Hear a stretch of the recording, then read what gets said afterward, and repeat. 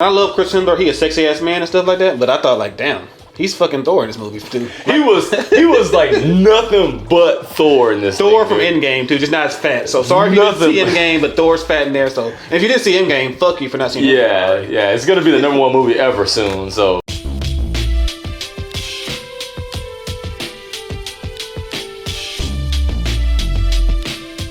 We are the men in black.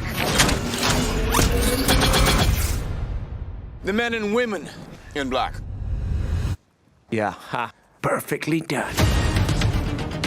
What's good, everybody? I'm Kay. And I'm A.Rick. And welcome back to another Blaze Review movie review session. And tonight, we gotta take a hit of the latest, sci-fi buddy film? Yeah, I'm about to say reboot, but it's not really a reboot. It's like a continuation. It's a continuation, of the Men in Black franchise. You know, that old joint with starring Will Smith and all them joint. But this time, it's starring Chris Hemsworth and Tessa Thompson. And no, it's not the Thor Valkyrie spinoff or nothing like that. This is the Men in Black International. And it's brought up by who? F. Gary Gray? Gary Gray. I didn't even know he directed Men in Black. I wasn't sure who the director was, but it made sense when his name flashed. Yeah, but he wrote that joint up, Men in Black International, which follows Molly, a young lady who's grown up knowing that Men in Black exist, but never knew exactly where they was. But then one day, she found out exactly where they was, so they like, you know what? We need some new recruits, so let's go ahead and put her on the team. Now they teamed her up with Chris Hemsworth character, Agent H, and now they discovered like they might have some aliens who are trying to do something so bad that it might just lead to the end of the earth. So now it's up to them to stop them. So I mean, hey, are you a big fan of the Men in Black franchise? Let us know about sparking up in the comment section below. And as always, like, comment. If you're new to the channel, subscribe. I mean, going to this joint, were you a big fan of the Men in Black series and we're excited to see this one? Yeah, I mean, beyond the first two films and the animated series is just phenomenal. Yeah. What about third film?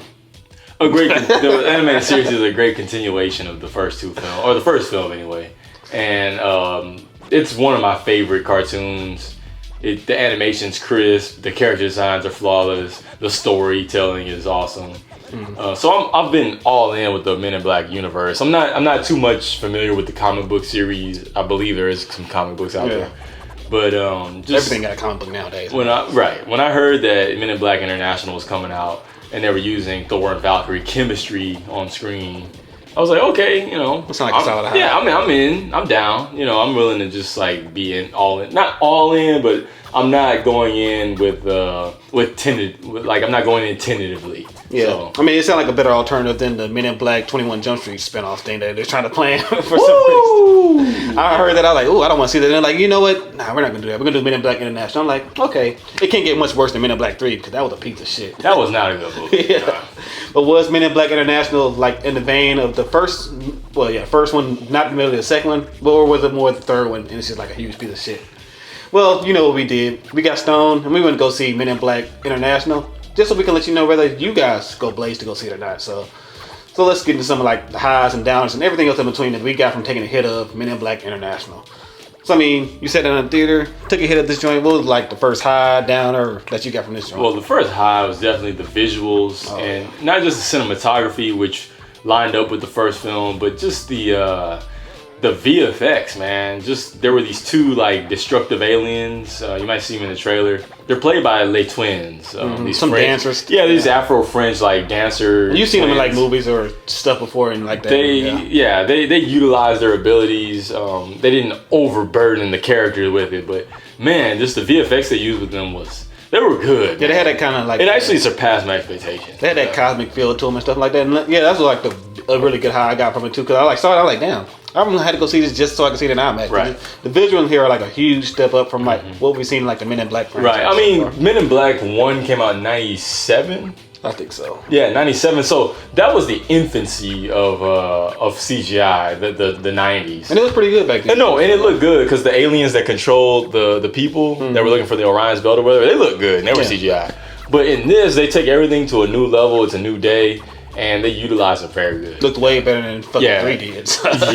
Yeah, 3 was terrible. Yeah, that was a good high, I think, too. And then like another good high I thought I got from it, too, was probably Tessa Thompson as the lead character in here and stuff. Because she's like taking over as like the Will Smith, the new initiated into the Men in Black franchise. Right. And I thought she did a pretty good job. I agree. And she wasn't trying to be Will Smith. She was doing her own. Yeah, she's not Will Smith. Yeah, she was doing her own thing. She realized, hey, like all I am in comparison to Will Smith is the new recruit. And then I'm just going to be who I am as Agent M rather than trying to replicate everything that Agent J was, which was, that's a pretty hard thing to tackle. Yeah, you're not Agent J. Nobody can replace Will Smith as Agent J in this joint, but she did a pretty good job as being right. As a new recruit, she was awesome. I do wish at times that they like focused on like the whole fact of her, that she was a new recruit. Because like after she found them, it was just like, okay, yeah, you're part of Men in Black now. Go do your whole thing. Well, I mean, I think she did like prove her worth. And she was very knowledgeable. I thought they did enough from the writing to prove her worth, but it was like, well, once she got in, the training thing kind of went by like super fast. Yeah, I thought they could have benefited from like a montage of like her training and learning her struggles. Because it was just like it just showed her test results. Like say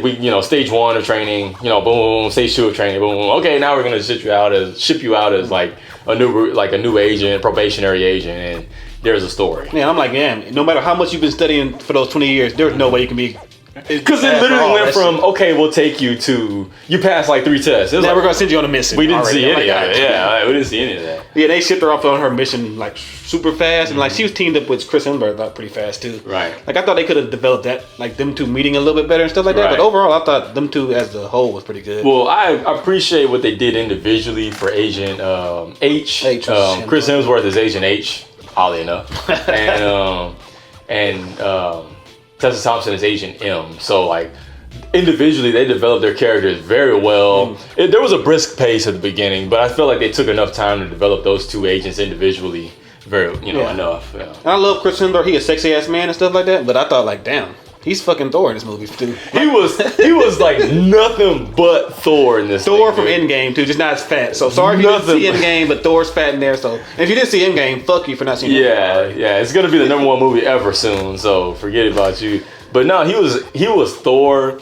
But Tessa Thompson, she was fulfilling that new recruit to counteract, like, because he was a legendary agent, and I appreciated what they did in the story as him being a legendary agent, because they have a mural with J and K, and it's like, oh, okay, like I get it now. Well, like, how are they gonna do the J and K stuff? And they show the picture, like, oh damn, that's all they're gonna do with J and K. But okay, that's cool. Well, it showed enough connectivity because this is establishing that it's on its own feet. And I mean, keep in mind that was 22 years ago. Yeah. Because like the chronology stays. Because I feel like the technology. That's another like bump I give it. Another high I give it is like technology in this Men in Black International. It's like it feels like it's 22 years ahead of what they had in the first Men in Black film. It wasn't all high, so I thought like a downer though coming to this joint was probably like the overall I thought story was. It was kind of predictable at some point. It was just it was very basic. I felt like they were being safe. Yeah. But better safe than sorry. But yeah, it was very safe. There was like scenes in the trailers and stuff, and I was like, damn, is it going to go this route? And I was like, damn, it did go that route easily. Especially like Liam Neeson's character. His brother is Liam Hemsworth, yeah. But Liam Neeson's character, like if you saw the trailers and you thought like, hey, maybe this is going to happen. Yeah, it kind of does happen here. But at the same time, too, they do a good job of subverting expectations. They do, because for a while I was like, what's going on here? Like, I just forgot about it. And I turned to you, I'm like, oh, they're not going to go that route. Then like later on, they went that route. I'm like, oh, okay, never mind, they did go that route. But they did, I was confused for a little bit there. I have like a high and a downer with Kumail Nanjiani's character. He played like a Pawnee was his character's name. Yeah. Like a little the little short blue alien with red armor. At first I saw him, I thought he looked like shit in the first trailer and stuff, but then they cleaned up a little bit. No, he looks, his character arc was decent, and like he serviced the story decently enough. They kept him involved.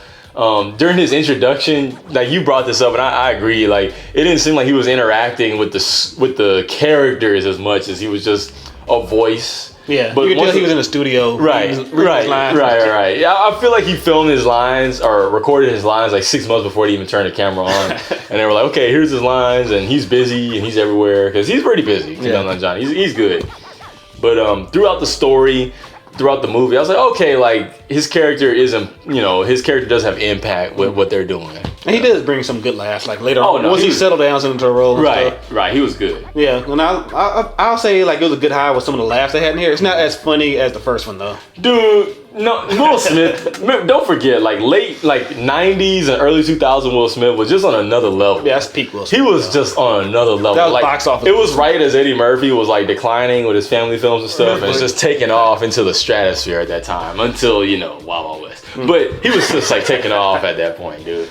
Yeah, and there's no character in here that's like that level of charismatic and stuff like that. But I think pretty much everybody in here does a pretty solid job. They put it in like a good high for everybody to get. Yeah, no, I was thoroughly entertained by this film. Like a lot more than I thought I was. Right. If you're a Men in Black fan of the animated series or the live action films, except 3, this will definitely be a good high for you. Like I really recommend it. Just the visuals. I mean, this is 22 years later from the first film. The visuals, the technology, the world has evolved as far as Men in Black is concerned. They give you the international feel similar to John Wick, which I believe also took place in Marrakesh. They had a Marrakesh thing, but like they really broaden the Men in Black world. It adds to it. Yeah. Because I saw this and I saw trailers and stuff. I was like, damn, I don't know if they're gonna be able to live up to that thing or live up to Men in Black 1. Right. But they didn't live up to like and overtake it as the best Men in Black movie. But it does a good job being like the second best. Right. It does a great job of, I think, respecting the lore of the first Men in Black and paying homage and being a good another installment in the franchise. So overall, I gotta give this a fire, honestly. Fire up in here, it's burning hot. We on fire. Like just because I was not sure where it would rank with the Men in Black film franchise, but I was like, wow, like I like the characters. I'm down with the world that they've continued.